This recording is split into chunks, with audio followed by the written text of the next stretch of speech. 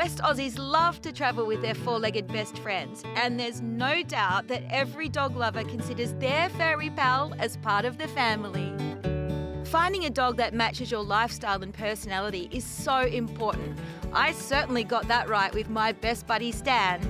And I know I'm not the only one out there who values this kind of connection with a pet. So that's why places like Dogs Refuge Home make such a difference.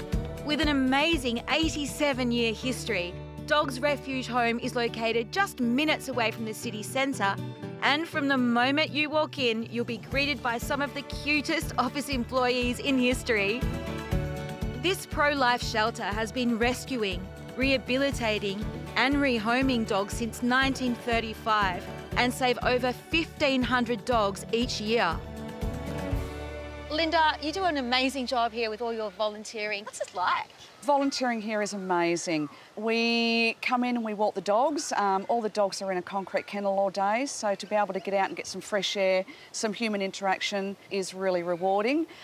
The most rewarding part is, I guess, when dogs come in and they're really shut down, they're not coping, seeing them transform over time with all the volleys handling them, and then ultimate goal is walking out the front gate and seeing them be adopted. That's the rewarding part.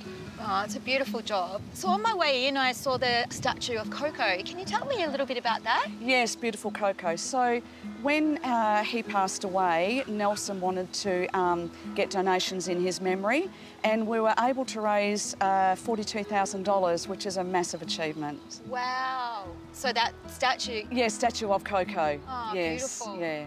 So can anyone volunteer, Linda? Pretty much, yes. For the dog walking side of volunteering, you do need to have a little bit of fitness. All the dogs need to get out at least once a day, and we walk the dogs every day, so 7 days a week, 365 days a year. We're always looking for volunteers. We like to get volunteers that are committed so that we can know that we've got a certain amount of volunteers each day to get out the number of dogs that we've got. So the dogs benefit from that.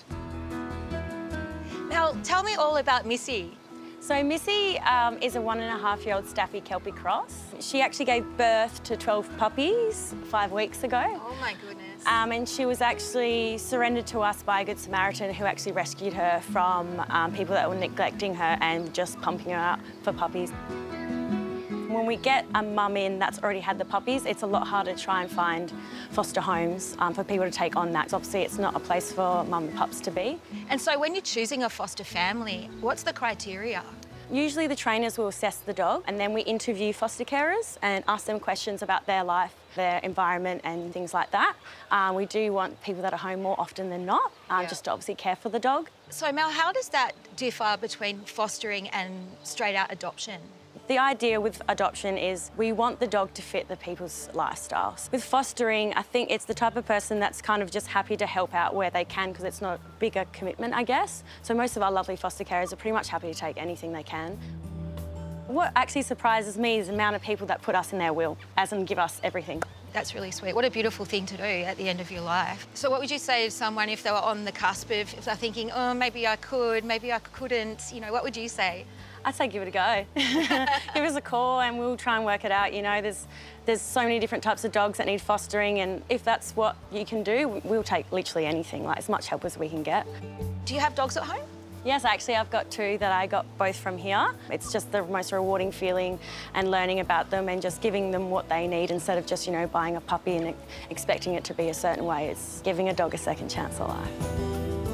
Even if you're not ready to adopt, you can volunteer your time, donate some money or items that the Dog Refuge Home needs. There's a list on their website. And you know what, Joke? I just might take you home tonight. What would Stan think of that? Oh.